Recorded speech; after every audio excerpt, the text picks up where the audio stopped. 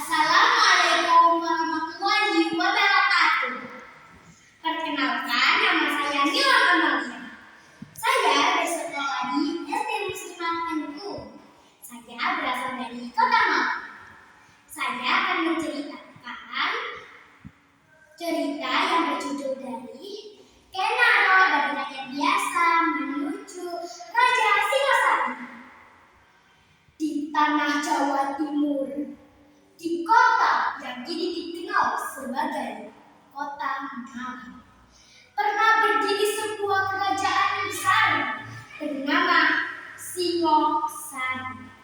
Di balik kejayaan itu ada satu nama, yaitu Kenaro. Namun, ia bukanlah anak bangsawan. Ia hanyalah seorang pemuda yang tumbuh dalam kesederhanaan, tanpa kekuasaan, tanpa kemewahan, hanya harapan. Setiap hari ia melihat rakyatnya hidup dalam ketakutan, kesulitan, dan ketidakadilan, dan hatinya tidak bisa diam. Aku ingin mengubah semua ini, bukan hanya untukku, tapi untuk kita semuanya. Kenaro pun mulai membantu rakyatnya.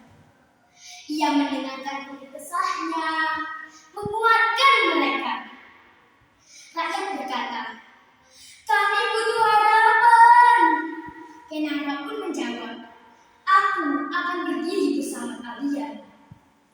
Suatu hari, pasukan Brahmana datang. Wajahnya penuh kelelahan. Dan Brahmana gemetar, "Tolong lindungi kami." Kenaro menatap ini.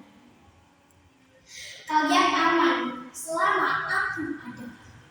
Sejak saat itu, rakyat mengenal Kenaro bukan pemuda biasa. Kenaro memanggil semua rakyat rumah, "Saudara-saudaraku, kita memang sederhana, tapi kita punya kekuatan." Rakyat berkata, "Benar, kita punya persatuan. Benar itu Kenaro, dan kita berhak hidup dengan adil." Teriak rakyat, "Benar itu Kenaro, benar." Sejak hari itu, sejarah mulai berubah.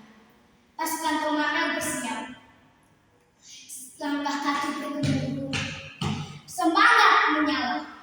Di medan gentir, Kenaro berdiri di depan pasukan. "Hari ini kita berjuang demi keadilan." Teriak rakyat, "Merdeka!" Pertempuran terjadi. Semangat, keberanian, dan persatuan menjadi kekuatan mereka.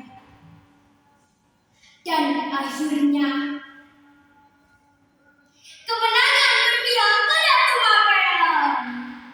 Dari kemenangan itu lahir sebuah kerajaan besar bernama Singosari yang berdiri pada tahun 1222. Namun, Kenaro tidak melupakan rakyatnya.